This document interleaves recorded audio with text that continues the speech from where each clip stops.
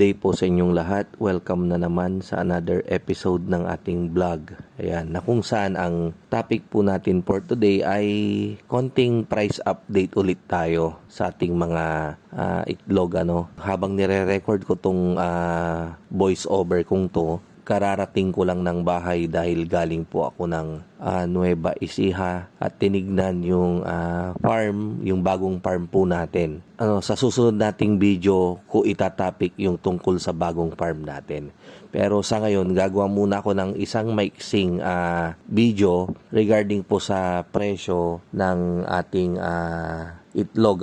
So, umpisahan po natin sa presyo ng extra small ay 210 pesos. Yan po yung extra small. And then ang small po 225 pesos po. Tapos ang medium naman po ay 235 pesos. Ang large po ay 245 pesos. Ang XL po ay 260 pesos. At ang jumbo ay 280 pesos. Ang nabanggit ko pong presyo ay wholesale price po. Pero grabe po, ano ang masasabi nyo sa presyong yan?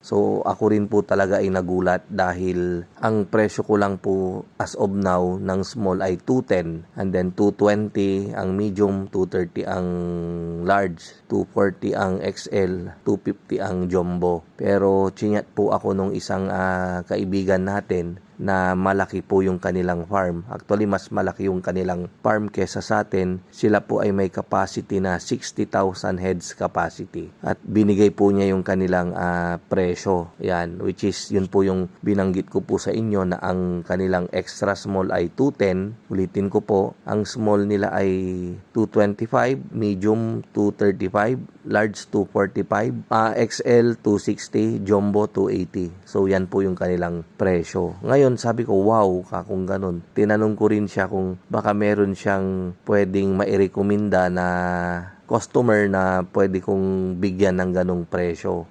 Binigyan niya po ako ng 2 number. Siya naman pong tinext ko sila at inaantay ko lang yung kanilang reply. Kung kumuha daw ng itlog yon ay 100 boxes weekly. So ganun po sila kung kumuha tag 100 boxes. Sa tingin ko, mas tataas pang itlog nitong December. Na-break niya na yung mga previous record, kumbaga, previous presyo ng itlog. Last year, nag-210 lang po yung medium. Pero ngayon, sobra na po. Dahilan po yan sa wala po kasing supply at mataas ang demand. At least nabigyan ko po kayo ng guide, Ngayon, may mga nagtatanong kung okay lang daw ba na mas mataas yung kanilang pagbebenta ng itlog nila. Ang isinagot ko po, okay lang po as long as may bumibili. Yun naman po talaga yung basihan Kahit nagawin nating 300 pesos yung small, ang tanong kung may bibili. Ngayon kung may bumibili, di maganda po. Ibig sabihin magaling po kayo, di ba?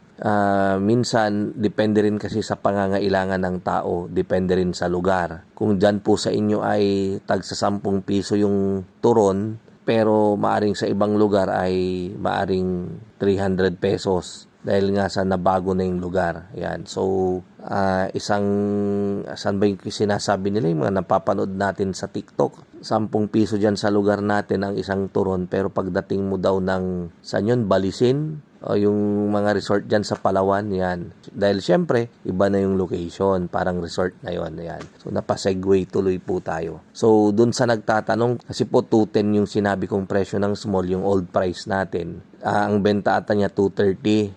Sabi ko, okay lang yun. As long as may bibili nga. Kasi kung kahit itaas natin, di ba, ng maski 5 piso lang, kung wala namang bibili, so useless din. So, importante po talaga yung may bibili. Total sa naman po talaga sa retail ay mas mahal po siya ng 20 to 30 pesos. Yan, imagine po, ang small po sa palengke ay 260 pesos. So, dun po sa bibili ng 225, ibebenta niya ng 260, pasok pa rin po. May kita pa rin po sila. Ayan, and then pick up price po yan. pipick upin po yan sa farm natin, and then weekly kung sila ay kumuha. So I hope na nabigyan ko po kayo ng idea, lalong-lalo na sa presyo ng itlog sa aking maiksing video. Ayan, kita-kita po muli tayo sa mga susunod nating vlog. Mabuhay po tayong lahat, and God bless.